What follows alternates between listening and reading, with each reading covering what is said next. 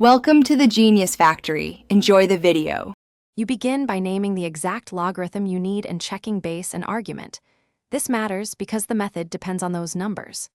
Once done, factor x into convenient pieces or powers of the base to simplify. Pull out terms like bk.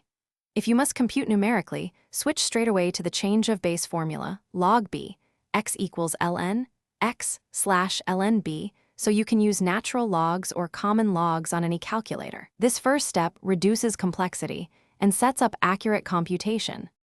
Next, use logarithm identities to break the argument into manageable parts. For example, convert products into sums and powers into multipliers, because arithmetic on sums is simpler than directly tackling a complex argument. Once you expand the expression, identify any parts with known log values or values you can compute quickly to 2 or 3 decimals.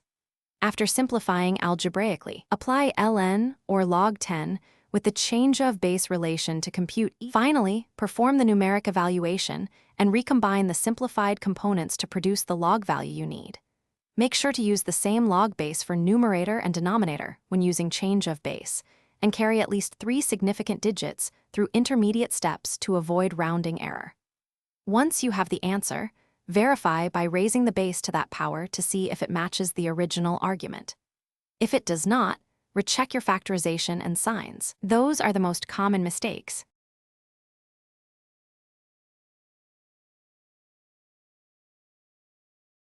Thanks for watching. If you found this helpful, don't forget to like and subscribe.